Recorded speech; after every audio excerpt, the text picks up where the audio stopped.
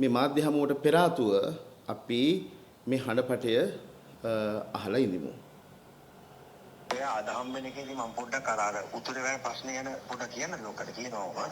අර සිද්ධි කවුද වාසිව නම අර මොකක්ද ලෝකට අර ඒ මිනිහ නමක් කිව්වේ මහින්දගේ කෙක්කිනගෙන ගේම ගන්න හදනවා කියලා ලෝකගේ ආරක්ෂාවක් වශයෙන්. ඔව් දැන් මේක කමන්නේ BMI නේ. හැබැයි සෝස් එක කවුද කිව්වේ කියලා මොකක්ද කියන්නේ. කවුද නම? එයා මේ බ්‍රිගේඩියර් සල්ලි ගේම ගහන්න හදනවා නෙමෙයි. එයා මේ ඉන්ක්වයරිස් වලට ලොකු බාධාවක් කියන එක විතරක් කියන්න. අපි දන්නේ නැහැ නේද ගේමක් ගහන්න හදන. එතකොට මේ මහත්තුරු දැනගන්න එපා. එයා එතනින් අයින් කරන්න. මේ විශාලේ හිටියේ මෙයා එක්ක නේද? අනිත් එකට එහෙම ලොක්කට ගේම ගහන්න කියලා කිව්ව ඕක ඉන්ක්වයරියක් පටන් ගත්තොත් අපි කූඩු කරලා නවත්තන්නේ. අපිට ආපු තොරතුරු අයින් එක මහා බරපතල ඒවාද ඕක. දැන් මටනේ ආවේ තොරතුරු. මං කියන්නේ නැහැ කොහෙන්ද ආවේ කියලා. දැන් ඉස්සරහට ආවත් ගේම ගහන්න හදනවා අර මේවා කියන්න එපා. ඒවා කොන්ක්‍රීට් එවිඩන්ස් තියනවා නම් අර මෙන්න මෙහෙම අනතුරක් තියෙනවා මේ ඉන්ක්වයරිස් මෙයා නිසා යන්න බෑ කියලා මට දැනගන්න ලැබිලා තියෙනවා කියලා විතරක් කියන්නේ. එතකොට වැඩි වෙයි. මිනිහට ලොකු මේ එමිනියා මම අපේ ලොකරට වඩා විශ්වාස කරනවා මේ එමිනියා හොඳ නෙමෙයි. ඔය ඒක හරියට තමයි මේ අපේ පින්පාල වෙච්ච මිනිස්සෙක් වුණා. ඔයා ඉතින් ඕගලන්ගේ මේ රවිසෙන්ගත් කතා කරලා එයා හරහා ඔයාව ගෙන්නුවොත් කමක් නැහැ කියලා නේ. කවුලක් නැහැ කිව්වා. ඔය තලේ ගැන කතා කරන්න රවිසෙන්ගත් හරහා ගෙන්නුවොත් කිව්වා. දැන් එදා රවිසෙන්ගත් එයා ගෙන්න තුනට මිලිටරි ෂෝල්ට. ඒකට එහෙනම් CID කේ සීනියර් DIG රවිසෙන්ගත් හරහා ඔයාව ගෙන්නුවට කමක් නැහැ නේද තමයි. ඒක ප්‍රශ්නයක් නෑ. තලේ ගැන කතා කරන්න විතරක්. එහෙනම් හරිනේ අර වෙන මොකද නෑනේ නෑ රයිට් ඕකේ අපේ බලාපොරොත්තු ඉති වෙනවා 10000ක් කිව්වද ආයේ මේක මගේ දැන් ඔය දෙන ආතන දෙක කලන්න එපා ආයේ යකාන කියනවා නෑ කීයටවත් කැඩෙන්නේ නෑ මම ඒක 10000ක් කියන්නේ ඉතින් දැන් කනට ගහන්නද මට දැක්කද මේ මම හිතන්නේ ආය අමුතුවෙන් මේ හඬපටය තුල වූ සංවාදයේහි කතා කරන දෙපළ ගැන අමුතුවෙන් කියන්න දෙයක් නැහැ. හඳුනා ගන්න පුළුවන්. ඒ රංජන් රාමනායක මහත්මයා සහ ශානි අබේසේකර මහත්මයා 2016 අවුරුද්දේ වෙච්ච සිද්ධියක්. මොකද මම හිතන්නේ යහපාල ආණ්ඩුව බලයට ආවහම මෙතුමා සම්බන්ධයෙන් තමයි මේ කතා කරන්නේ. ඉතින් මම ඉස්සෙල්ලාම අහනවා මේ අත්අඩංගුවට ගැනීම සිද්ධ කළේ 2016 සිද්ධියකට අදාළවද මේක කරන්නේ? එහෙම නැත්නම් පුජ්‍යලික පලි ගැනීමක්ද? එහෙමත් නැත්නම් මේක දේශපාලන දඩයමක්ද කියන එක. කෙනෙකුට හිතෙන්න පුළුවන් ඇයි මේ හාමුදුරුවෝ මේවට මැදිහත් වෙන්නේ කියලා. මේ මැදිහත් වෙන්නේ මනුස්සකමට. මේ මැදිහත් වෙන්නේ බුදුහාමුදුර අපිට කියලා දීලා තියෙනවානේ කළගුණ දත් මිනිස්සු යල්ල කියලා. කතඤ්ඤු කතවේදී පුද්ගලෝ දුර්ලභෝ ලෝකස්මින්. මෙතුමා ගැන විතරක් නෙවෙයි මම 2015 කාලේ හෝමාගම උසාවියේදීත් ඒ සිද්ධියක් ඇති වුණේ රණවිරුවන් ගැන කතා කරන්න ගිහලා බුද්ධි නිලධාරීන්. මොකද බුද්ධි නිලධාරීන් කියලා කියන්නේ රටක හදවත වගේ. ඉතින් මම ඉස්සර වෙලාම රජයෙන් ඉල්ලීමක් කරනවා 2019 ඉඳලා මම හිතන්නේ දැන් අවුරුදු 7ක කාලයක් 2019 ඉඳලා සහ ඉන්පස්සේ මාස 16ක් වගේ ඒ කාලේ පර්යේෂණය කළා තියෙන්න ඕනනේ පොලිසිය. මේ සිදුවීම සම්බන්ධයෙන් පර්යේෂණ කළා තියෙන්න ඕන.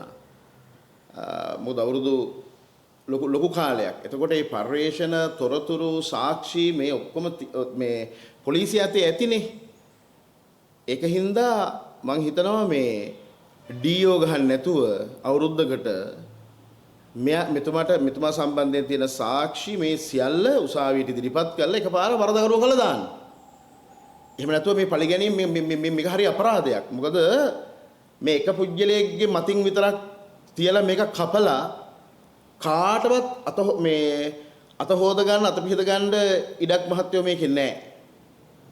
ඒ නිසා මම බය නැතුව ඉල්ල හිටිනවා කරුණා කළා ಗುಣමකු අකෘතඥ ජාතිද්‍රෝහි දේශබ්‍රට්ට පෞකාර කාලකන්ණි වැඩ කරන්න එපා කියලා මේවා පළ දෙනවා. මොකද මම ඉස්සෙල්ලා පෙන්නලා ඉන්නම් ඔය පාස්කු සිද්ධියට අදාළව ගත්තොත් මේ කාටවත් මේවෙන් වියුක්ත වෙන්න බෑ. මොකද සහරාන්ලා වැනි තරුණයන්ව අන්තවාදයට තල්ලු කරපු ඒ වෙනුවෙන් දේශපාලන බලය අවභාවිතා කරමින් තම ආගමික මුහුණුවර පෙන්නාගෙන දේශපාලන අරමුණු සඳහා යන ඒ වෙනුවෙන් ක්‍රියාත්මක වන ආගමික මුහුණුවර සහිත වූ අන්තවාදී සංවිධාන දෙකක් දේශපාලන පක්ෂ ලංකාවේ ප්‍රධාන ප්‍රවාහයේ දේශපාලන පක්ෂ සියල්ලම විනිවිද ගිහිල්ලා තිනවා. ඇතුළට ගිහිල්ලා ඉන්නවා මේගොල්ලෝ. හුඟක් පැහැදිලි නොවෙන්න පුළුවන් මට පෙන්වන්න පුළුවන්. දැන් මේ මෙතන ඉන්නේ හාරුන් කියලා පුද්ගලයෙක්. හරි. මේ ඉන්නේ කවුරුත් එක්කද? මේ හාරුන් ඉන්නේ සජබෙත් එක්ක. සජබේ මහලේකම්තුමත් එක්ක. සමහරවිට මේ දේශපාලන නායකයෝ මේගොල්ලන් ගැන මේ හොඳ පුද්ගලයෝ, සමාජ සේවා කරන පුද්ගලයෝ, මුදල් තියෙන පුද්ගලයෝ. හැබැයි මේගොල්ලන්ගේ අයිඩියොලොජි ගැන දන්නේ නැති වෙන්න පුළුවන්. මොකද මෙතුමා ගැන විතරක් නෙමෙයි. ඊට පස්සේ මේ හිටපු ජනාධිපතිතුමත් එක්ක. මෛත්‍රීපාල සිරිසේන ජනාධිපතිතුමත් එක්ක. ඊට පස්සේ මේ ඉන්නේ හිස්බුල්ලා මෙතුමා ඇතුළු ඒ ශ්‍රී ලංකා නිදහස් පක්ෂයේ ඒ කාලේ මේ සෞදි අරාබියානු ඒ අධ්‍යක්ෂකවරුත් එක්ක මේ 2018 අගෝස්තු. ඊළඟට මේ ඒ පින්තූර. ඉතින් ඔය විදිහට ගත්තාම මේ ඊළඟට මොහු මේ ISIS ධජය සහිතව මේ ඉන්නේ අනිත් පුද්ගලයෝ මේ ඉන්නේ මේ ISIS ධජය එක්ක මඩ කලපුවේ. මෙතින් වාලච්චේනේ ඉඳලා කිලෝමීටර් 45ක් 2014 කාලේ මෙතින් මේ ISIS කොඩිය අරගෙන හාරුන් දැන් මේගොල්ලෝ නිරුපද්‍රිතව ඉන්නවනේ. එතකොට දේශපාලන පක්ෂවල මුවා වුණාම ඒගොල්ලෝ දේශපාලන රැකවරණ ලබනවා. අනිත් පැත්තෙන් ගත්තොත් මේ හෙට පිනිස අද මේ තියෙන NPP එකේ අර මුල් ආරම්භක අවස්ථාවේදී රැස් වෙච්ච කණ්ඩායම් ටිකනේ. එතකොට ඊටාම මේ ඒ කියන්නේ කතාබහට ලක්වුණු දැඩි දෘෂ්ටිවාදයට මුස්ලිම් සමාජයට මුවා වෙලා ඒ මුස්ලිම් ප්‍රජාව නැත්නම් මුස්ලිම් තරුණයන්ව දැඩි දෘෂ්ටිවාදයට තල්ලු කරන ඒ ආගමික බලවේගයේ ඉන්නේ කායකද? වර්තමාන ආණ්ඩුවත් එක්ක. වර්තමාන ආණ්ඩුවට කියන්න පුළුවන් ඒකේ ඒගොල්ලන්ගේ ඒ මතවාදයේ වෙනුවෙන් පෙනී ඉන්න අය දැන් ඉතාම නරක විදිහට සාහසික විදිහට අපිට ගරහා කරන්න පුළුවන් අපහාස කරන්න පුළුවන් ප්‍රශ්නයක් නැහැ. මොකද වෙන්න පුළුවන් කාරණා තුනයිනේ. එකක් හිරේ දාන්න පුළුවන්. ඊළඟට ඕනනම් පාතාලකාරයෙකුට කියලා වෙඩි තියවලා දාන්න පුළුවන්. අපි කොහොමත් මැරෙනවනේ කවද හිටියත්. අපි කවද හිටියත් මැරෙනවා. හැබැයි මැරෙන්න ඕන සත්‍යවාදී මිනිස්සු හැටියට. ඒක නිසා මම මේ බය නැතුව මේ කාරණාව ඉදිරිපත් කරන්නේ මිනිස්සුන්ගේ චිත්ත ධෛර්යය දුර්වල කරන්න එපා. මොකද මේ ආණ්ඩුව අපිට ඉතා හොඳට පේනවා මේක මොකද්ද වෙන්නේ කියලා. පරීක්ෂණ ගැන කතා කරන්න අපිට අයිතියක් නැහැ. ඒවා ඒ විදිහට ගියදෙන් හැබැයි අර සාධාරණය කරන්න මොකද ඔයගොල්ලෝ කාටවත් ගැලවීමක් නැහැ. මේ කතා කරන මොහොතේ මාව හිරේ දැම්මත් මාව පාරේ වෙඩ තියලා මැරුවත් ඊට වඩා ඔය තියෙන නඩුවල මොනවා හරි නඩු තීන්දුව ක්‍රියාත්මක වුණත් ඒවට මුණ දෙනව හැරෙන්න පලා යන්න බෑ. පලා යන්න බෑ. අපි හැමදාම රට වෙනුවෙන් සත්‍ය වෙනුවෙන් පෙනී දපු මිනිස්සු මොන දේ අහිමි වුණත්. ඒතර මේ ඉන්නේ බරපතල ලෙස ලංකාව අනතුරකට හෙළීම සඳහා ISIS පන්නයේ දරුණු ත්‍රස්තවාදී මත සමග සසැඳෙන ඒ ක්‍රියාකාරකම් හා ඒකාබද්ධ වෙච්ච න්‍යායාත්මක මතවාදී ගුරුකුලය කායකද ඉන්නේ? ජනාධිපතිතුමනි ඔබතුමත් එක්ක ආණ්ඩුවත් එක්ක මට නම් කියන්න පුළුවන්, පුජ්‍යලව කියන්න පුළුවන්, ඒගොල්ලන්ගේ භාවිතාවන් මොන වගේද කියන්න පුළුවන්. මේක බරපතල ප්‍රශ්නයක්. මේක ආගමික ප්‍රශ්නයක් කියලා සලකන්න එපා. මේක දේශපාලන ප්‍රශ්නයක්. මේ ආසියානු කලාපයේ බලවත් වන විට ඒ ආසියානු කලාපයට බටහිර වෙනත් ශක්තිමත් රාජ්‍යයන් වලට මේකට අතපවා ගන්න මේක හබ් එකක්. මේක අර කුඩු පාතාල ත්‍රස්තයින්ගේ හබ් එකක් තියෙන වෙලා තියෙනවා වගේම මේක ත්‍රස්තයින්ගේ හබ් එකක් කරගන්න මේ හදන්නේ. ඉතින් ඒ ත්‍රස්ත මතදරන කල්ලිය මේ ආණ්ඩුවේ දැන් ඉන්නේ. අද වෙනකම් ප්‍රකාශයක් කළා නෑනේ කවුද? මේ කවුද ඉන්නේ? මේ ඉන්නවා ජනාධිපතිතුමා. තුමාල දේශපාලනිකව ඒක කිසි ප්‍රශ්නයක් නෑ, මිනිස්සු සම්බන්ධ කරගන්න ඕන. හැබැයි මතක තියාගන්න මේ මුස්ලිම් සමාජය අන්තවාදයටත් එහාට ගිය. දැන් මම මේ ඔකට දිග අරගන්නේ මොකද අපි කියනවා සමහරුන්ට තේරෙන්නේ නැති නිසා. මොකද මේවා මුස්ලිම් සමාජයේ මුස්ලිම් මිනිස්සුන්ට කතා කරන්න බෑ. උන් කතා කරපු ගමන්ම මේ දවස්වල බලන්න ඔය අන්තවාදීන්ගේ පේජස් වලට ගිහිල්ලා මුනාෆික්වරු කියලා බනින්නේ. ද්‍රෝහියෝ කියලා තමයි මේ ප්‍රශ්න කතා කරන සාම්ප්‍රදායික මුස්ලිම් මිනිස්සුන්ට බනින්නේ. සුෆී ප්‍රජාවට බනින්නේ. අනෙක් පැත්තෙන් මොඩරේට් වෙලා මොන හරි අදහසක් කියන මිනිස්සුන්ට බනින්නේ. මුරුදත් කියලා කියනවා. මරන්න ඕන. මුනාෆික් ද්‍රෝහියෝ මරන්න ඕන ආගමන. එතන කොහොමද මේ දේශපාලන නායකයෝ මේ ඔයගොල්ලන් ඉස්සරහ හොඳට පෙනී ඉඳි? හැබැයි මතක තියාගන්න මේක බරපතල ප්‍රශ්නයක්. මොකද මම මේ ඉස්ලාම් මන්තවාදය පිළිබඳ කතා කරන්න කියලා 4 වතාවක් මම හිරේ දැම්මා. පුළුවන් නම් මං ඉල්ල හිටනවා දෙවියන්ගෙන් තමයි ඉල්ලන්න දෙන්නේ. ඒ නඩු ආපහු මුලින් ඉඳලා විමර්ශනය කළා හරි අපිට සාධාරණයක් කරන්න. මොකද මේ නඩුකාරතුමාලගේ ප්‍රශ්නයක් නෙවෙයිනේ. මේ අත්නෝමතික මේ ඇතැම් මුග්ධ නිලධාරීන් කරන විනාශය මේ දේශපාලන ප්‍රශ්න කියලා දේශපාලනඥයන්ගේ ප්‍රශ්න කරලා අතර මේ නිලධාරීන්ගේ තියෙන එක්ක පෞද්ගලික ඇරියස් එකක් එක්ක එයා රෙස්පෙක්ට් කළේ නැහැ කියලා මොනවා හරි. දැන් හෝමාගම උසාවිය වුණත් සිද්ධ වුණේ එකක්, වාර්තා කළේ එකක්, පැමිණිලි කරේ වෙන කවුරුවත්, අන්තිමට දඬුවම වෙන එකක්. ඉතින් ඔය විදිහට ගත්තාම මේ නිලධාරීන්ගේ සැහැසිකම් මුළු රාජ්‍යයක් විනාශයට බලපාන්න පුළුවන්. ඒතකොට බලන්න මේ කවුද මේ ඉන්නේ NPP එකේ? මේ ඔක්කොම ටික ඉන්නවා, අගමැති ඉන්නවා, මේ ටිල්ලින්සුල මහත්තයා ඉන්නවා, අර මහාචාර්යතුමා ඉන්නවා. ප්‍රශ්නයක් නෑ. මේවෙන් කවුරු කලබල වෙන්න එපා. මම මේ කියන්නේ සාධාරණ වෙන්න. සාධාරණ වෙන්න. යුක්තිගරුක වෙන්න. 2015 ඉඳලා ඉන්පස්සෙත් මේ දක්වාත් මේ ත්‍රස්තයන් ගොඩනගපු මේ ත්‍රස්තවාදී මතය ගොඩනගලා පමණක් නෙමෙයි. පාසල් පෙළපොත්වලට හාකිමියත් ගෙනාවේ කවුද? මොන කණ්ඩායමද මේ හාකිමියත් ගෙනාවේ? ඒ හාකිමියත් ගෙනල්ලා ඒ කියන්නේ මොකද්ද ඒගොල්ලන්ගේ තියෙන අවසාන විෂන් එක? රාජ්‍යයක් පාලනය කිරීමට අදාළ නීති සම්පාදනය කිරීමේ බලය ඇත්තේද සර්ව බලධාරී දෙවියන්ට කියලා ඔය කෙටියෙන් මම කිව්වේ.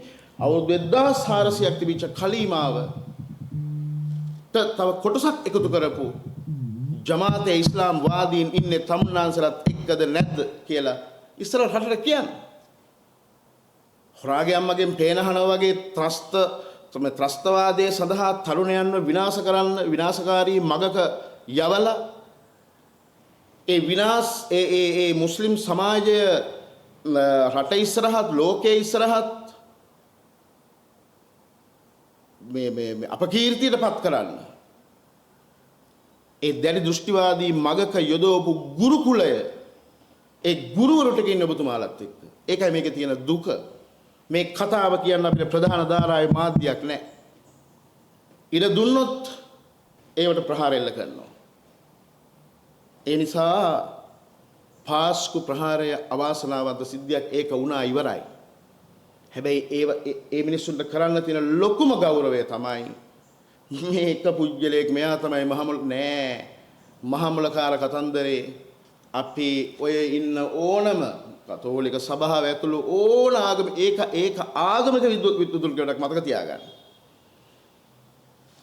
ආගමික මුහුණුවරින් එන ඉතා භයානක දේශපාලන කඳවුරක්. ඒගොල්ලෝ ස්ථානගත වෙලා ඉන්න දැන් ජනතා විමුක්ති පෙරමුණත් එක්ක NPP එකත් එක්ක ඒගොල්ලන් තියාගෙන මොකද ඉස්සර වෙලාම දරුවෝ නොමග යවපු මහයුන් ටික තමන් ළඟ තියාගෙන උන්ට කිසිම නීතියක් ක්‍රියාත්මක කරන්නේ නැතුව හජ්ජුල්ලක් වල කොහෙද ඉන්නේ? හොගදාසල ඉස්තිකාර උත්සවයකට ගියා කටාරෙට. හරුන් ගියා මේ ඊයේ පෙරේදා හාරුන් ගියා බංග්ලාදේශෙට. දැන් වකුප් සභාව සම්බන්ධයෙන් අපි කතා කළා. ඒ නම් ටික දැන් ඔක්කොම අයින් කරගෙන තියෙනවා. මේවා මාධ්‍ය වලට කතා කරන්නේ නැතුව අවස්ථාව ඉල්ලලා තියෙන අවස්ථා ගණනාවක් දැන් ජනාධිපතිතුමාගෙන් ඉල්ලුවා. අගමැතිට හැමෝටම යවලිය අද්ද වෙනකන් තමුන්නාන්සලට නිහතමානී වෙන්න බැරි නම් කලින් හිටපු සියලු රාජ්‍ය නායකයොත් එක්ක අපි මේ ගැන කතා කළා. හරි. ඔයගොල්ලන්ට එහෙම නිහතමානී වෙන්න බැරි හේතුව මම දන්නවා. මොකද අන්තවාදීන්ට ගොතන ඇතුලේ ඒගොල්ලන්ගෙන් නම් උපදෙස් ඕක තමයි බුද්ධියංශ වලටත් උනේ. ඕක තමයි බුද්ධියංශ වලටත් උනේ. ඒක නිසා මේ ඉන්නේ මේ ඔක්කොම ඉන්නේ ඔයගොල්ලොත් එක්ක. අනිත් දේශපාලන පක්ෂත් එක්කත් ඉන්නවා. හැබැයි මේ භයානකම ජමාතේ ඉස්ලාම් සහ ජමාතෝ සලමා ඉහ්වාන් මුස්ලිම් ඒ බ්‍රදර්හුඩ් මේ ඔක්කොම ඉන්නේ ඔයගොල්ලොත් එක්ක. මේ ඔයගොල්ලන්ද මේ පාස්කු ප්‍රහාරය ඉස්තිෂ්ඨ කරන්න හදන්නේ. දැන් අපි තමයි වැරදිකාරයි. අපි මේවා පෙන්වලා දුන්නාම අපි ජාතිවාදී. හැබැයි ත්‍රස්තවාදයට මුස්ලිම් සමාජයට මුවා වෙලා ඒ මුස්ලිම් සමාජයේ දරුවෝ මේ ඉස්ලාමිස්ලා කරන්න ඒවා හදන එක ඒක ඒ දිහා නිහඬව බලන් ඉන්න එක සංහිඳියාව. කතා කරන එක ආගම්වාදය. ඒ නිසා මේක ඊටාම භයානක තත්වයක්. නිකන් අඳුරේ අතපත ගාලා මේ රටට වැඩක් කරපු මිනිස්සු විනාශයට කැඳවන්න එපා. චෝදනා තියෙනවා නම් දැන් පරීක්ෂණ කළා ඉතින් දැන් ඊයේ වෙච්ච සිද්ධියකට අත්තරන් ගොඩ ගත්තා නම් ඔන්න අවුරුද්දක් ඉස්සරහට දැම්මට කමක් නැහැ. මේ සාක්ෂි තොරතුරු රැස් කරන්න හරි සාක්ෂි රැස් කරන්න හරි කියන්න පුළුවන්. නමුත් මේ අවුරුදු 6කට වෙච්ච සිද්ධියකට මෙතුමව ගත්තා. සමහර කවුරු හරි සනසන්න වෙන්නේ නැති. අනිත් පැත්තෙන් ගත්තොත් කිසිම කෙනෙකුට ඥානසාර හාමුදුරුවන්ට හරි බුදුබල සේනාවට දොස් කියන්න බෑ. මොකද හේතුව මේ පාස්කු ප්‍රහාරයේ වැනි අවාසනාවන්ත සිද්ධියක් සිද්ධ වීමට පෙර ආතුව අපි මේවා පිළිබඳ කතා කරලා තියෙනවා. වාර්තා කරලා තියෙනවා. පැමිණිලි දාලා තියෙනවා. මේ බලන්න. 2014 7 මම කියනවා දින ආරක්ෂක අමාත්‍යාංශයේ පැවැත්වෙන ඔය සාකච්ඡාවට ගියාට පස්සේ කාරණාව කියලා ඊට පස්සේ 2015 10/7 අපි ලිපියක් යවන ජනාධිපතිතුමාට ඒක මේ ඉස්ලාම්කරණය ශරියා නීති ක්‍රියාත්මක කිරීම සහ රහසිගත ත්‍රස්ත කල්ලිවල මේ හැසිරීම පිළිබඳව බලන්න කියලා. ඊළඟට මේ අන්තවාදීන් පිළිබඳව සාකච්ඡා කරන 2015 12 9 වෙනිදා අපි ජනාධිපතිතුමාගෙන් අවසර ඉල්ලලා තිබුණා. ඉල්ලලා තිබුණා. ඒකට අපට අවස්ථාව ලැබුණා. ඊළඟට මේ තත්ත්වය ගැන අවධානයෙන් හිටපු නිසා මම ඉල්ලනවා 2015 12 23 විල්පත්තු ආශ්‍රිත වන විනාශයට වකියුත්තන් වහාම අත්අඩංගුවට ගැනීම සහ විල්පත්තුවේ ආරක්ෂාවට තිබුදු හමුදාව යොදවන්න කියලා. මොකද බොහොම සමීපයිනේ ඉන්දියානු කෙළවරට ඔය විදිහට මේ තියෙන්නේ 2016 3යි 12 යවනවා අන්තවාදී මුස්ලිම් ආක්‍රමණිකයන්ගෙන් ඒ කියන්නේ මේ අන්තවාදීන්ගෙන් මේක ආරක්ෂා කර දෙන්න කියලා. 2016 ජූලි 5 වෙනිදා යවනවා ISIS පන්නේ ත්‍රස්තවාදී තරජන සහ ISIS වැනි ත්‍රස්තවාදී සංවිධාන සමග සම්බන්ධ විය හැකි සංවිධාන ගැන පැමිණිලි කිරීම මේ ඔක්කොම තියෙනවා කරපු දේවල්. ඉතින් මේ අදයියක මේ ආණ්ඩුව ආවයින් පස්සේ විතරක් මේ බලගැන්වීමක් හෝ කියන කතාවක් නෙමෙයි. මේ ආණ්ඩුවත් එක්ක අපිට එහෙම පෞද්ගලික අරෝවකුත් නැහැ, පෞද්ගලික ප්‍රශ්නිකුත් නැහැ. ඉතින් ඒ නිසා මොකද මේ ආණ්ඩු කඩාය හිරවන කතාවල් නෙමෙයි මේ කතා කරන්නේ. මේ කතා කරන්නේ සත්‍ය. යුක්තිගරුක වෙන්න. මොකද මතක තියාගන්න මිනිස්සුන්ට බොරු කියන්න පුළුවන් වුණාට පස්සේ කරන්න බැරි පාපයක් නැති වගේ. සමහර දේවල් පව් කියලා හොඳටම තේරෙනවා. ඒකයි මේ කියන්නේ. එක පුජ්‍යලයක් විතරක් නෙමෙයි මේ සියලු දේශපාලන පක්ෂවල සහාය රැකවරණය ඇතුවයි මේ අන්තවාදය ගොඩනැගිලා තියෙන්නේ. ඉතින් ඒක නිසා මම මීට වැඩිය කාලය ගන්නෙ නැහැ. විශේෂයෙන් මට ඒ කියන්න උවමනාව තිබුණේ මේ අන්තවාදය නිකන් මේ හුදකලාවේ මේ වැඩුණු එකක් නෙවෙයි. මේ සම්බන්ධයෙන් විශාල කියවාගත යුතු අධ්‍යයනය කළ යුතු විශාල කාර්යභාරයක් තියෙනවා. ඒ මුකුත් කරන්නේ නැතුව. ඒ නිසා මගේ යෝජනා කීපයක් කියලා මේ යෝජනා කීපයක් ඉදිරිපත් කළා. මම මේ මාධ්‍ය හමුව නිමාවටපත් කරනවා. විශේෂයෙන් අපි සිහිපත් කරන්න ඕන බෞද්ධ භික්ෂුන් වහන්සේ නමක් විදිහට බුද්ධ්‍යංශ තුල නැත්නම් ඒ කියන්නේ බුද්ධි ක්‍රියාවලිය සම්බන්ධයෙන් ඒවා ක්‍රියාත්මක වෙන්නේ කොහොමද? ඒවයි පැතිකඩ ඒ මානයන් මොනවද කියන එක ගැන අපි මහා ලොකු අවබෝධයක් නැහැ. අපි මේ බුද්ධ්‍යංශ තියෙනවා කියලා දන්නවා මිසක් ඒ වගේ කොහොමද හැසිරීම ඒව ගැන අපිට ලොකු අවබෝධයක් නැහැ. නමුත් භික්ෂුන් වහන්සේ නමක් විදිහට ශ්‍රී ලංකාවේ වගේම ලෝකයේ මේ මුස්ලිම්වරු පිටපසට වෙලා ඒ මුස්ලිම් සමාජයේ අන්තවාදී සහ ත්‍රස්තවාදීන් බවට ඒ පත් කරන මතවාදය, ඒ අයිඩියොලොජි එක, ඒ න්‍යායන් ඒ මොනවද කියන එක ගැන මට හඳුනා ගන්න පුළුවන් වුණා. බුද්ධ්‍යංශයකට හඳුනා ගන්න බැරි වුණාට. එතකොට දැන් මහමොලකරු හොයනවා කවුද මේක කරන්න ඇත්තේ කියලා. හැබැයි ඒ මහමොලකරු හොයන ආණ්ඩුව ඒ වගේ මහමොලකරුව හොයන්න කියලා බලපෑම් කරන කතෝලික සභාව ඇතුළු අනෙත් ඔය පාර්ශවයන්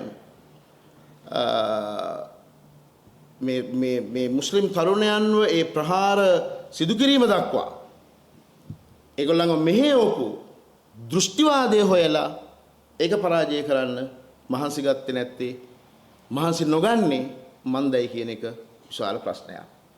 මම හිතන්නේ ඒ ආණ්ඩුවත් එක්ක මේ තියෙන සම්බන්ධතාවයන් හින්දා වෙන්න ඇති. ඒ වගේම ත්‍රස්තවාදීන් නිර්මාණය කළා ඔවුන් පෝෂණය කරපු ඒ දෘෂ්ටිවාදය මේ දිහා බලන්න මේ ඔක්කොමල බයයි. මුස්ලිම් සමාජයත් බයයි. ඒගොල්ලෝ කතා කරන්නේත් නැහැ.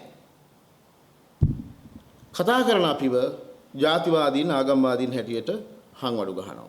ඇත්ත වශයෙන්ම අපි උත්සාහ කරන්න ඕන ඒ 2019 අප්‍රේල් 21 වෙනිදා සිද්ධ වුණා වගේ අවාසනාවන්ත සිදුවීම් තවදුරටත් මේ රට තුල නොවෙන්න වග බලා ගන්න. නමුත් සිද්ධ වුණේ මොකද්ද? ඔබතුමා හරියටම හරි අපි ඒ සෑහෙන කාලෙක ඉඳලා මේ කතාව කියාගෙන ආවා. ඒ විතරක් නෙවෙයි ඔබ විශ්වාස කරනවද? ඔබ විශ්වාස කරන්න මේ මගේ අතේ තියෙන මේ ෆයිල් එක මේ සම්පූර්ණයෙන් මේ ලිපි ගොනුවම මේ නැගෙනහිර කාතන්කුඩි මිනිස්සු මේ සම්බන්ධයෙන් අති මහත් විදිය කැපකිරීම කළා. හරිම ලස්සනට පොයින්ට් එකෙන් පොයින්ට් එකට මෙහෙම දෙයක් වෙමින් තියෙනවා කියලා දැනුවත් කරලා තියෙද්දිත් ඒ කාලවල ඉඳලා මේක කොටු කරගන්න බැරි වෙච්ච එක විශාල පාපයක්. එතකොට මේ දැඩි දෘෂ්ටිවාදී අන්තවාදයේ තියෙන අවදානම අපි රටට කිව්වා. මම හිතන්නේ ඒ මම අර කියන ආගමික අයිඩියොලොජි එක හඳුනා ගැනීමට බුද්ධයන් සපෝසත් වෙන්නේ නැති. මොකද නැගිනහිර අවිදරපු කල්ලි හිටියනේ. එක වෙලාවක කියනවා මගේ අතේ ඒ වාර්තාවක් තියෙනවා ඔබතුමා අහපු මේ ප්‍රශ්නේ වැදගත් නිසා ඒ වෙලාවේ කියනවා මේ තියෙන්නේ ඒ වෙලාවේ ඒ අපේ අතට මේව පත් වෙනවා මේ 2007 මේ report එකක්. මේක කියනවා මේ Saudi intelligence agents are very careful not to build one individual as the leader of the Wahhabist movement in Sri Lanka. They are in touch with 50 odd Wahhabist organizations that are established throughout the island. එකක් නෙමෙයි 50ක් හදන්න කියලා තියෙන ඒ කාලේ. එතකොට අපි කවුරුත් දන්නවා යුද්ධයක් තිබ්බා මේ රටේ. දැන් මතක නැහැ නේ මිනිස්සුන්ට. එතකොට මේ ත්‍රස්තවාදී යුද සමය තුල නැගෙනහිර අවිගත් කණ්ඩායම් කියන්නේ මිලිටන්ට් ගෲප්ස් හිටිය බව මේ රහසක් නෙමෙයි. ඒ අය LTTE පරාජය කිරීම සඳහා උපායකව යොදව බව ඇත්ත. හැබැයි ඒ කණ්ඩායම් නිශ්චිත ලෙස මේ වහබ්වාදයේ සමග බොහොම ලස්සනට ගැට ගහලා තියෙනවා. ඒක ආගම පෙන්වලා නොමග යවන දැඩි දෘෂ්ටිවාදී කණ්ඩායම් විසින් තමයි මේක කරන්නේ. ඒතර දැන් අපේ නිරීක්ෂණයන්ට අනුව දැන් අපි බුද්ධ්‍යංශවල මිනිසුත් එක්ක කතා කරන අපිට තේරෙන දේ තමයි ඒගොල්ලන්ගෙන් අහපුවාම මේක මේ ගැන දන්නවද, මේ නම දන්නවද, මේ අයිඩියොලොජි අපි ඒ ගැන දන්නේ නැහැ නේ හාමුදුරනේ. එතකොට මේවා අහන්නේ කාගෙන්ද? ඉන්ටෙකේම ඉන්න සමහර වෙලාවට ඉහළ තලවල ඉන්න මුස්ලිම් නිලධාරීන්ගෙන් තමයි අහන්නේ. සිංහල නිලධාරියෙක් වුණත් රාජ්‍ය නායකයෙක් වුණත් දැන් අපේ දැන් වර්තමාන ජනාධිපතිතුමා කියමු. දැන් ජනාධිපතිතුමා බලයට ගේන්න ඒගොල්ලොත් එක අවුරුදු ගාණක් වැඩ කරනවා. ඉතින් කවදාකවත් ඒගොල්ලන්ට මේ ත්‍රස්ත මේ අදහසක් ඒගොල්ලන්ගෙන් මේ ප්‍රදර්ශනය වෙන්නේ නැහැ නේ. හම්බු වෙනවා, වැඩ කරනවා. ඒක හරි ස්වාභාවිකයි. ඉතින් එතකොට අපි දැන් මොනවා හරි මෙහෙම මාධ්‍ය හමුවක් හරි තියලා මොනවා හරි කාරණාවක් කිව්වහම සමහරවල් ජනාධිපතිතුමා හරි අනිත් ඇමතිවරු හරි Taman දන්න මේ මුස්ලිම් යාළුවෙකුට තමයි කතා කරලා මේ අහන්නේ මේ බොහොම සුවද භාෂාවෙන් අනේ මචං නැත්තම් අනේ සහෝදරයා අනේ මවලවිතුමා මෙන්න මේක මොකද්ද? එතකොට මේ දැඩි දෘෂ්ටිවාදයට ගිහිපු අය නම් මෙතුමන්ලා වටේ ඉන්නේ. ඒගොල්ලෝ කවදාක්වත් ඒගොල්ලන්ගේ ඊමානයට අනුව විශ්වාසයට අනුව කිසිම දවසක පාව දෙන්නේ නැහැ. ඒ කියන්නේ ඒක ලෝ එකක්. ඒ ආගමේ තියෙන. ඒ නිසා තමයි මේ සාම්ප්‍රදායික මුස්ලිම් ප්‍රජාව මේ තරම් ගුටි කන්නේ. මොකද ගුටි කමින් උනත් ඒගොල්ලන්ට පෙනී ඉන්න බෑ. ඉතින් මේ දැඩි දෘෂ්ටිවාදයේ විසින් මුස්ලිම් සමාජය ගිලගත්ත ඔක්කොම නෙවෙයි. සෑහෙන ප්‍රමාණයක්. ඒවා පාසල් පෙළ පොත්වලට ඇතුල් කළා. වෙනම පන්ති දාලා අපි කියන්නේ කඳවුරු දවස් 7 දවස් 14 වගේ කඳවුරු තියලා මේවා පැවැත්තුවා. මේවට ඕන තරම් එවිඩන්ස් තියෙද්දි පොතපත ලියවිලා තියෙද්දි අන්තිමට ඇඟිලි දික් කළානේ මේ ඥානසාර හාමුදුරුවෝගේ ක්‍රියාකාරකම් නිසා මේවා තල්ලු වෙනවා කියලාත් කිව්වනේ. දෙයියනේ අපි මේක මේ ඒ කියන්නේ කොහොමද මේ රට පුරා දේවල් සිද්ධ වෙන්නේ, කඳවුරු තැනෙන්නේ කොහෙද? දැන් ඒක කියන්න ගිහිල්ලා අර උදාහරණයක් කියන්න ගිහලා අවුරුදු 4කට හිරේ ගියා එක වචනයකට. හරි. ඊළඟට මේ මොනවාද මේ මුස්ලිම් මන්තවාදය පිළිකාවක් බඳුයි කියලා කිව්වහම මාස 9කට මාව හිරේ දැම්මා. මට අවමතරමින් මගේ ඉන්ටෙන්ෂන් එක කියන්න තැනක් නැහැ. ඉන්ටෙන්ෂන් එක කියන්න තැනක් නැහැ. ඉතින් මේ නීතිය ප්‍රශ්නයක් නේ. මොකද නඩුකාරතුමාලා එතුමාලට ගෙනල්ලා දෙන කොල කෑලින් මත පදනම්ම සහ දෙපැත්තේ කරුණු අනුවනේ ඒවා තීරණය කරන්නේ. එතුමාලට දොස් කියලා මම කියන්නේ මේ කරුණු ගොනු කරන සමහර සමත මණ්ඩලවල දාන නඩු. ඉතින් මම මේ කියන්න ගියේ මේක කොච්චර අවදානම් වුණත් ඒ අවදානම අරගෙන මම මේ කතා කරන්නේ. මට හිත අනිත් මේ නඩු ගොඩක් තියෙනවා. හැබැයි මේ සත්‍ය දන්න මිනිස්සෙකුට මහත්ව මේක කතා නොකර බෑ. නිසා මම කරුණා කළා වැඳලා ඉල්ලනවා මේ ජාතියෙන්, කාදිනල්තුමාලා ඇතුළු ඒ කතෝලික සභාවෙන්, දේශපාලන පක්ෂවලින් අනේ ප්ලීස් කරුණා කළා මේ ඉස්ලාම් මන්තවාදය දේශපාලනීකරණය කරන්න එපා. අරයා හවුල් ඇති මෙයා හවුල් ඇති කියලා අපි ඔක්කොම එකතු වෙලා උපනුපන් දරු පැටව් කොයි ආගමේද කියලා නෙමෙයි මනුෂ්‍ය ජාතිය දරුවන් වෙනුවෙන් මේ ම්ලේච්ඡ ප්‍රහාරය මේ තුලින් පෙන්නපු එවැනි ඛේදවාචක අපිට මතු අනාගතයේ අද්දා කියලා නැත්නම් ඒව දකින්න නොලැබෙන්න කියලා ප්‍රාර්ථනාවෙන් අර මැනිච්ච මිනිස්සුන්ට සාධාරණය කරන්න දැන්වත් අරය මහා මොලකරු මෙයා මේගොල්ලෝ බලයට ගේන්න මේ තමයි මේක කරන්න නැත්තේ. දැන් ඉතින් දැන් ගෝඨාභය මහත්තයා බලයට ගේන්න මේක කළා කියලා කිව්වනම් බලය රඳව දැන් අතන 300 400ක් මැරුවනම් මේ බලයට එන්න කෙටි පාරක් හදාගන්න. ඉතින් මේ පැත්තෙන් පුළුවන්නේ තව ඕනනම් 1000ක් විතර මරණ තිබුණානේ බලේ රැක ගන්න. මොනවද මේ ත්‍රස්තවාදිය කොයි වෙලාවකවත් කියන්නේ මම ත්‍රස්තවාදිය කියලා. හොරා කියන්නේ කොයි වෙලාවකවත් මම හොරකමටයි ආවේ කියලා. එයා තමන්ගේ ඉලක්කයට යන්න දැන් බාබු හිටියේ ප්‍රේමදාස මහත්තයා ගාව අවුරුදු 12 13ක්ද අවශ්‍ය වෙලාවදී ඉලක්කය ගත්තා. ඒ නිසා ජනාධිපතිතුමත් පරිස්සම් වෙන්න. මොකද මේක ගෝලීය දේශපාලනේ භූ දේශපාලනේ හරි උණුසුම් වෙලාවක්. මේ ආසියානු කලාපයේ ඉස්ලාමීය කැලිෆේට් එක බාරගන්න දත කමින් ඉන්න මේ අංකුර ත්‍රස්ත කල්ලි අතිශය භයානකයි. විශාල මුදල් සංසරණය වෙනවා. ඒගොල්ලන්ට මීඩියා හරි ස්ට්‍රෝං, සල්ලි තියෙනවා. ඔය දිත්ත සුලිකුණාටයෙන් පස්සේ ඒක දල නිදානයක් කරගෙන ඉන්නවා සමහර කණ්ඩායම්. හැබැයි අපි මේවා කිව්වහම සිංහල මිනිස්සුම ඇවිල්ලා අපිට තඩි බාන්න පුළුවන්. අද මම මේක කතා කළේ. ඒකත් කියලා ඉන්න ඕන. අද මම මේක කතා කරන්නත් විශේෂයෙන්ම හිතුවෙත් එක මේ තව කාරණාවක් තිබ්බා. මේ බලන්න. මේ එක මිනිහෙක් චූලක බණ්ඩාරවත්ත කියලා. මම මෙයාගේ ප්‍රොෆයිල් එකට ගිහිල්ලා බලුවාම ජනතා විමුක්ති පෙරමුණේ කෙනෙක්. දැන් බලන්න මේ අහස පොළොව උහුලන නැති කතාව. ඥානසාර සහ සහරාන් එකම මේසයක තබා සාකච්ඡා කළේ කුමක්දයි පාස්කු මහමුලකරු සුරේෂ් සලේරට කිව යුතුයි. දැන් මේ වගේ දෙයක් තුන් හිතකින්වත් මෙහෙම කවදාකවත් සිද්ධියක් වෙලා නැහැ. මෙහෙම සහරාන් මෙහෙම කෙනෙක් මුණට මුණ මගේ මුණට හම්බෙලා නැහැ. මෙහෙම සාකච්ඡාවකට ඔය සලේ මහත්මයා අපිව කැඳවලත් නැහැ. අපි සාකච්ඡා කරා නම් සාකච්ඡා කළේ රාජ්‍ය ආරක්ෂක අමාත්‍යාංශේ මේ පැත්තෙන් උලමාවරු වෙනවා. උලමා සභාව මේ පැත්තෙන් අපේ හාමුදුරුවෝ වෙනවා. ඒ හැරෙනකොට කවදාකවත් එක පුජ්‍යලු ඉන්ඩිවිජුවලි මේ පුජ්‍යලු හම්බෙලත් නැහැ. තනි තනියෙන් හම්බෙලත් නැහැ. ඉතින් බලන්න මේ වයින් මේ මනස විකෘති වුණාට පස්සේ දැන් මේක දකිනවා නම් දැන් අප්‍රේල් කිට්ටු වෙනකොට මේ දරුවන් අහිමි වුණු අත්පා මේ සිඳුණු ආබාධිත වුණු මිනිස්සු කොච්චර ඉන්නේ වේදනාවකින්ද. දැන් අපි නිකන් අපිට MSD හරි ආරක්ෂාව නැහැනේ. බණ කියන හාමුදුරන්ට MSD තියෙනවා. හැබැයි ලෝකෙම මේ මහා ත්‍රස්ත මේ බීජයන් පිළිබඳ අධ්‍යයනය කළා ඒකට ජීවිත දීලා අපිට ආරක්ෂාව නැහැ. ඉතින් අපි ওই පැත්තේ යනකොට අන්නර සංඝයා වහන්සේලාත් අපේ දරුවෝ මේ මිය ගියා අපේ ඒ පාපකට හවුල් වෙච්ච එකක් කියලා ගල්පාර ගහන්න බැරිද? මේ වගේ තිරිසන් වැඩ කරන්න හොඳද මිනිස්සුන්ට?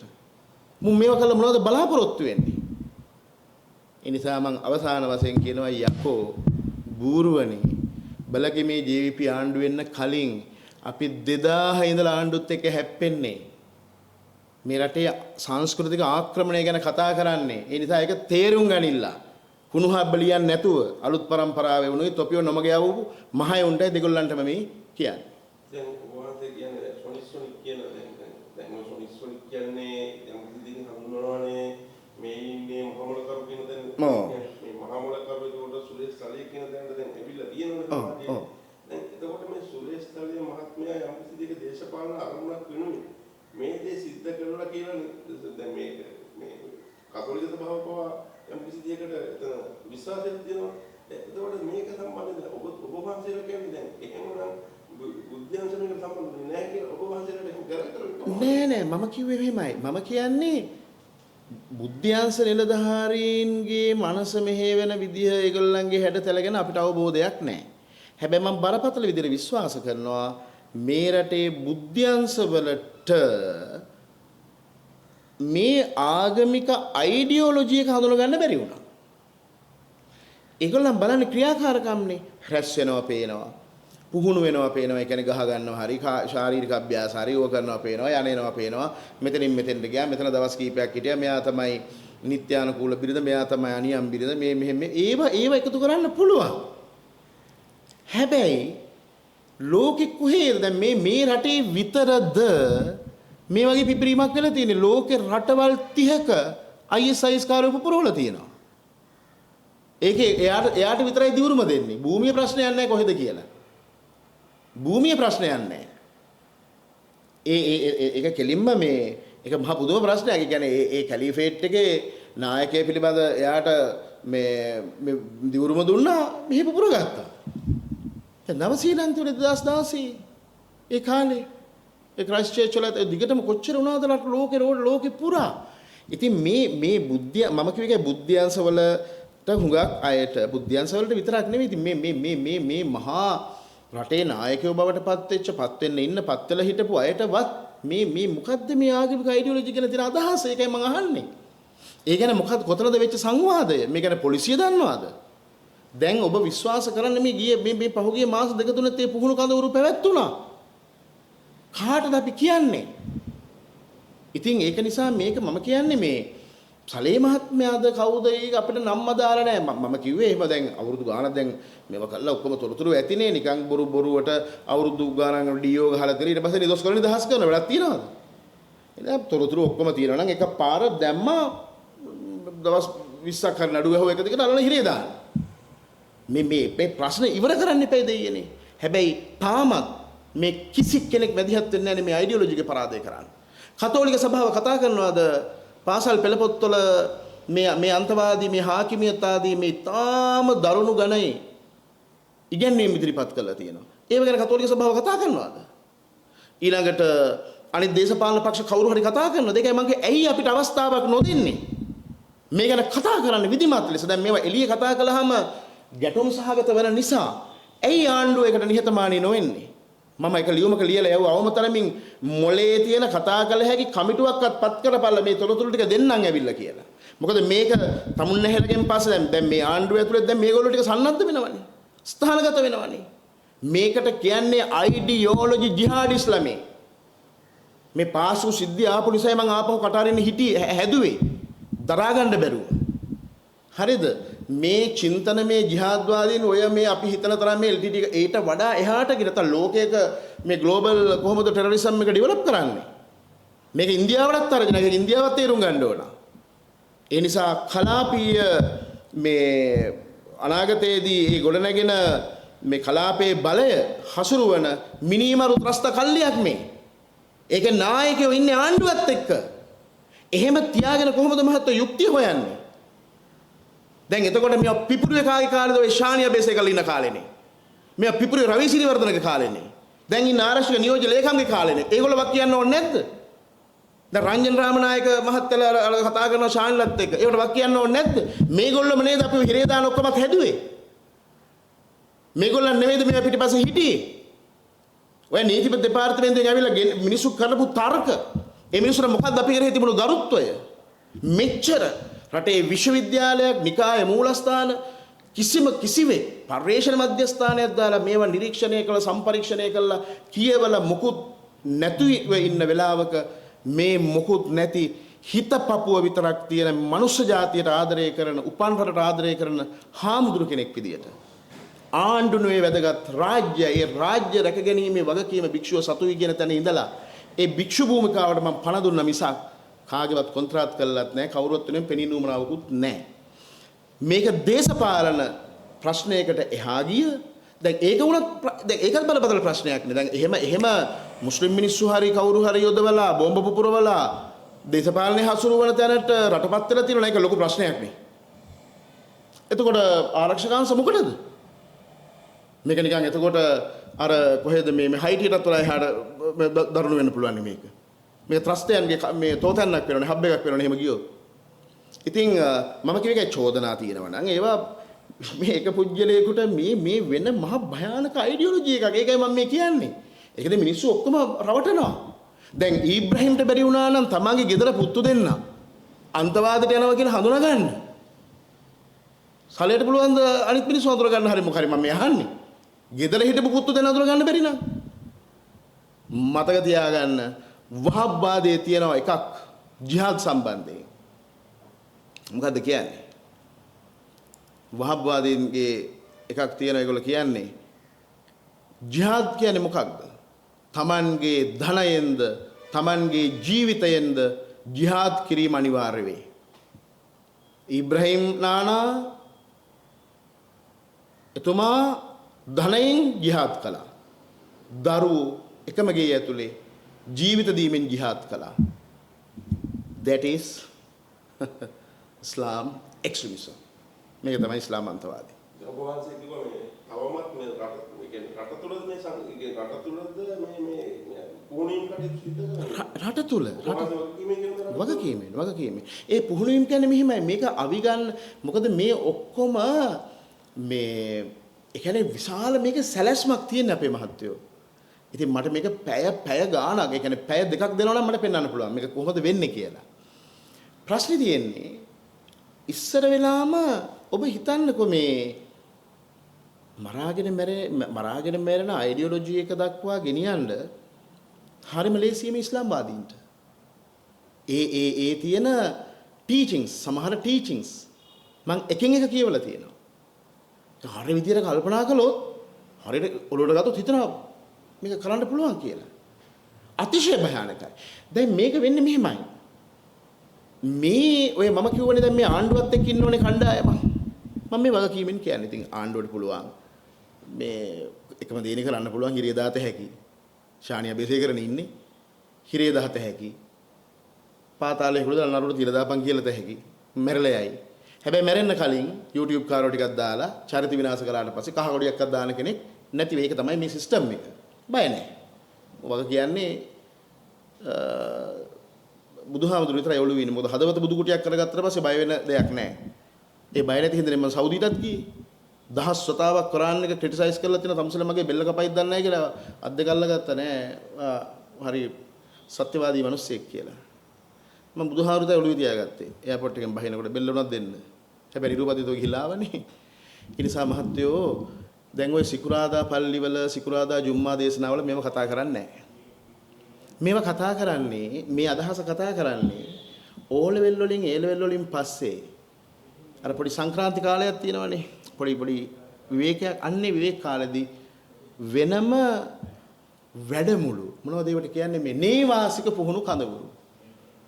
මේ රජයේ යටතේ මම දන්නා පරිදි ස්ථාන 7කවත් 8කවත් සිද්ධ වුණා. මාවැල්ල සිද්ධ වුණා, පුත්තලම සිද්ධ වුණා, තව ස්ථාන කීපයක සිද්ධ වුණා. ඉතින් හරිම නරක විදිහට සහරාන්ලම මැරුණා ඉවරයි. ඒ සහරාන් ඉබ්‍රහීම්ගේ පුතු මැරුණා ඉවරයි දැන්. උන් පෙන්නුවා මේකේ තියෙන භයානක කෙලවර මොන වගේද කියලා පෙන්නුවා.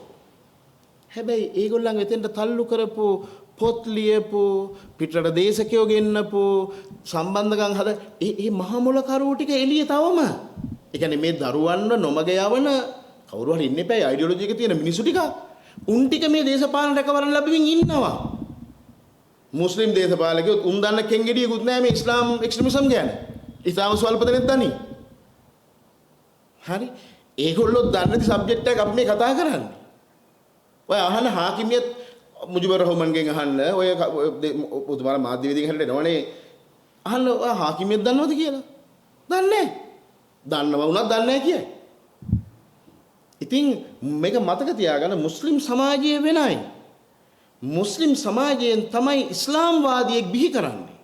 ඒ බිහි කරන ගුරුවරු ටික ඉන්නේ හැංගිලා. ඒ හැංගිච්ච ගුරුවරු අපි ඔක්කොම දන්නවා. ඒගොල්ලන්ගේ අරාබි පාසල් තියෙනවා, සුබ සාධන සේවා මධ්‍යස්ථාන තියෙනවා. ඒගොල්ලෝ තමයි රටේ ඉදිරිපෙළ බොහෝ තැන්වල වැඩ කරන්නේ. ඒගොල්ලන් විත් පොලිටික්ස් ඉන්නේ, දේශපාලනයේ සමග බද්ධ වෙලා ඉන්නේ. ඒ දේශපාලන බද්ධ වෙනකොටම තමයි කිව්වේ මේක කරගන්න එපා කියලා 2015. 2015 දී යහපාලනත් එක්ක ඉස්සෙල්ලම සන්දානගත වුණේ. ඔය යහපාලන කියන වචනේ ගෙනාවේ කවුද? මේ ඉස්ලාම් මන්තවාදීන්ගේ සෙට් එක. NFGG National Front for Good Governance, PMGD Front for මොකද PMGD People's Movement for Good Governance, FGP Front for Justice and Peace. ඕව තමයි දාගෙන ආවේ සාමය, සංහිඳියාව, යහපාලනය. හැබැයි ඒක ඇතුලේ තමයි මරාගෙන මරන තැනට දරුවෝ තල්ලු කරේ. මහත්වෝ මට මේක කියන්න මේ ප්‍රධාන ධාරාවේ මං හිතන්නේ මේ අවස්ථා එකක් දුන්න මේ හිරුනාලිකාවේ දෙකක් තුනක් ඒ මිනිස්සුන්ටත් අන්තිමට ත්‍රස්තවාදීෝ ජාතිවාදීෝ කියලා ගහන්න පටන් ගත්තා. අන්තර්ජාලේ කතා කරන්න ගත්තා. ඔබතුමා ඔය ඇහුවනේ ඉන්නවද කියලා ලංකාවේ ඉස්ලාමීය අන්තවාදීන්? ඔව්. ඒගොල්ලන් සිංහල කට්ටිය දාලා දැන් ගස්සනවා වටේ. අන්තර්ජාලේ පාවිච්චි කරන්න තියෙන ඉඩ ඇහිරුවා මේ තොරතුරු කියන්න. ඥානනය කරන්න වෙන තැනක් නැහැනේ. මට සල්ලි නැහැනේ ලියුම් ඇර මේක අධ්‍යයනය කර එහෙම කරන්න ඉතින් ලොකු ධනයක් තියෙන්න එපායි. මිනිස්සුන්ට මතක නැහැ. ඒ කියන්නේ ඕන බොරුවක් සති දෙකෙන් මිනිස්සුන්ට ආයෙ මතක නැහැ. ආයෙ එහෙම තමයි. එහෙම මහා පව්කාර ඔක්කොම නෙවෙයි බහුතරය මේ ඔළුව මතක නැති අමුතු જાතියක් මේ සිංහලයෝ කියලා කියන්නේ. ඉතින් ඒකින්ද උන්ට කොච්චර හරි ඒකනේ හයියෙන් කෑ ගහන්න වෙලා තියෙන්නේ. ඒක කෑ ගහනකොට තමයි පොඩ්ඩක් බලන්න. මේක ඔබ ඇහුව ප්‍රශ්නට උත්තරේ ඔව්. රට පුරාම ඒ අයිඩියොලොජි එක නරක විදිහට ක්‍රියාත්මක කරන විතරක් නෙවෙයි විශ්වවිද්‍යාලවල මේ කඳවුරු තුල නිවාසික පුහුණු කඳවුරු තුල මේක බරපතල විදිහට ගොඩනගමින් තියෙනවා. බුද්ධ්‍යංශ ගැන ඒගොල්ලෝ හිතන මතන විදිය ඒගොල්ලන්ගේ ක්‍රියාකාරකම් ගැන ඒක ඩීප්ලි ගිහිල්ලා බලන්න අපිට බයනේ මහත්තයෝ. මම එක අභියෝගය කළේ මුස්ලිම් කියන්නේ මේ අන්තවාදී අයිඩියොලොජි එක ගැන මොකද්ද බුද්ධ්‍යංශ වල තියෙන අවබෝධය. මම දැනුවත්ව ඇතැම් කාලවල ලංකාවේ වහබ්වාදයේ නිර්මාතෘවරු තමයි ඇතැම් නීතිඥයන්ගේ අර පොඩි නීතිඥයන්ට පුහුණු කරනවනේ මුස්ලිම් ලෝ එක ගැන මම නම් කියන්නේ නැහැ. ඊපෙද මම අර account එකකුත් කිව්වනේ එළියට ඒකට තව සල්ලි ටිකක් වැටුනොත් ප්‍රමාණවත් විදියට මම නඩු කියන නම් කියලම. ඉතින් ඒවට සාමාන්‍ය ලොකු මුදලක් යනවනේ. ඉතින් මම විශ්වාස කරනවා එහෙම ප්‍රාමාණික ලොකු අවබෝධයක් නැහැ කියලා. මොකද හේතුව දැන් ඕනම වෙලාවක අපි ගත්තොත් අර සාම්ප්‍රදායික මුස්ලිම් සමාජයේ බලය අතික්‍රමණය කළා මේ අන්තවාදීන්ගේ අතේ තමයි මේක තියෙන්නේ. ඒතර ඒගොල්ලොත් එක්කනේ දේශපාලනය නිලධාරීන් ඔක්කොම ගණදිනු කරන්නේ. ඒ ප්‍රශ්නේ තියෙනවා ඇත්තටම. ඒ ප්‍රශ්නේ තියෙනවා. ඉතින් මට මතකයි ඔය නිහතමානී වීම ගැන මම කිව්වේ රජයේ පරිලබන දැන් ඒගොල්ලන්ට පුළුවන් වෙනවා අපිට මේ පොඩි නිකන් මේ පොඩි පහළ මට්ටම් වල මේ තොරතුරු රැස් කරන කොල්ලෝ එවනවා අපි ළඟට තොරතුරු අරන් යන්නේ. ඇයි මහයකට අවිලා අපි මුණ ගැහෙන්න බැරි? දැන් අපි ඒ කාලේ ඩිරෙක්ට් තොරතුරු ඒ අදාළ ප්‍රධානීන්ට තමයි දුන්නේ. ඊට පස්සේ මම ওই ජනාධිපති මේ ගෝඨාභය මහත්තයා ජනාධිපති වුණාට පස්සේ දැන් අවුරුදු එකමාරක විතර අපිට කතා කළේ එතුමා. මම ලස්සන ලියවිල්ලක් හදලා ගිහිල්ලා දුන්නා. එතුමා ඒ ගැන සතුටු වෙලා ඒ වෙලාවෙම ලේකම්තුමාට කතා කරලා කළා වහාම මේ සියලුම අංශවල DIG මහත්වරු TID DIG ඔය ආදී වශයෙන් සියලුම අය ගෙන්නලා මේ හාමුදුරන්ට කියලා මේක මේ බ්‍රීෆ් කරගන්න මේක මේ ප්‍රසන්ටේෂන් එකක් කරගන්න මේ අද වෙනකම් මට හම්බෙන්නේ ආරක්ෂක අංශ වලින් මේ තරම් මේ ප්‍රාමාණික ලියවිල්ලක් කියලා. ඒ තමයි ගෝඨාභය මහත්තයා. ඊට පස්සේ එතකොට දිරිය සරත් තිරසකර මහත්තයා මම හිතන්නේ අමාත්‍ය එතුමගේ අමාත්‍යාංශයේ එතුමත් මේ ප්‍රධානිය වෙලා අපි මුස්ලිම්වරු කැඳෙව්වා. ඔක්කොම DIG මහත්තුරු මේ පැත්තේ 20ක් විතර ආරක්ෂක අංශ ප්‍රධානීන් මේ පැත්තේ මුස්ලිම් සමාජයේ මම වාඩි වෙලා හිටියේ මම කොහොමද දැන් ඔයගොල්ලෝ කියන්නේ. එතකොට තමයි හුඟක් අය ඇවිල්ලා මගේ අද්ද ගල්ලා කිව්වා හාමුදුරනේ මේක පිස්සු හැදෙනවනේ කියලා. ඉතින් මේක අපේ රට භික්ෂුන් වහන්සේලාට තියෙන රාජ්‍ය පිළිබඳ වගකීම. ඒ නිසා මම එකයි කිව්වේ මේ ආණ්ඩු කලබල වෙන්න එපා මේ ඕගොල්ලන්ගේ පෙරලන්න හරි වෙන කවුරු හරි බලයට ගෙන මේක කොන්ත්‍රාත් නෙමෙයි. එහෙනම් ඉතින් මහින්ද මහත්තයා කාලෙත් කතා කළා, යහපාලන ආණ්ඩුව කාලෙත් කතා කළා, චන්ද්‍රිකා නෝනාගේ කාලෙත් කතා කළා, මීටත් වඩා සැරට. ඉතින් මේව වරදවා වටහා ගන්න නෙවෙයි කියන්නේ හරි ආදරෙන් කරුණාවෙන් මේ කියන්නේ ජාතියක් වෙනුවෙන්. මොකද ත්‍රස්තවාදීන්ට ಜಾති ભેද නැහැ. ත්‍රස්තවාදීන්ට ಜಾති ભેද නැහැ. ඒගොල්ලන්ට තියෙන්නේ ඒගොල්ලන්ගේ අරමුණ ඉෂ්ට කරන්න විතරයි. ඕන වෙලාවක නියෝගය ආව නම් උන්ට වැඩක් නැහැ මොන ආණ්ඩුවද තියෙන්නේ කින්දමන්ද. අනිත් එක් භයානකම තමයි මොකද මේ අයිඩියොලොජි එක අඳුරගත්තේ නැතිවොත් මොකද මේගොල්ලන්ව පාවිච්චි කරනවනේ කෙලින්ම මේ කලාපීය මේ අපි කියන්නේ දැන් සමහරලාට ඉන්දිය ඒගොල්ලෝ දන්නවා මේක. මම දන්නවා විදේශී බුද්ධියන් හොඳට දන්නවා අපේ අයට වඩා මේ රටේ තත්ත්වය කියලා. මම සෞදි අරාබියාවට ගිය වෙලාවේ මම අහුවා ඒගොල්ලන්ගේ මොකද ආරක්ෂක අංශයට ඇටච් කරලානේ අපි ගියේ. කොච්චර විතර අපේ ලංකාවේ ඉන්නවද කියලා. ඒගොල්ලන් කෝ ඒ කියන්නේ most dangerous level එකේ ඉන්න over 2000 කියලා. ඉතින් එහෙම තත්ත්වයක් තියෙන්නේ. මේක මොකද පුජ්‍යලයක් ගාවට ආරක්ෂකෙක් දාන්න බෑනේ. ඉතින් ඒකයි මේකෙන් අපිට ගැලවෙන්න තියෙන එකම දේ මුස්ලිම් සමාජය ඥානනය කරන්නත් ඕන. මුස්ලිම් සමාජයට අපිට කතා කරන ක්‍රමවේදයක් හදා ගන්න ඕන. ඉතින් මම දන්නවා හුඟක් මුස්ලිම් සමාජයේ අපේ තොරතුරු වලින් ගොඩක් දැනුවත් වෙලා ඉන්නවා. දැන් ගිහිල්ලා බලන්නකෝ සයිට්ස් වල ගහන ප්‍රමාණය මට කොච්චර ගහනවද කියලා මුස්ලිම් අයගේ කතා කරන විදිය ඒ ඔක්කොම අන්තවාදීන්නේ. ඒක දැක්කහම ඒ අදහස් අපිට පේනවනේ.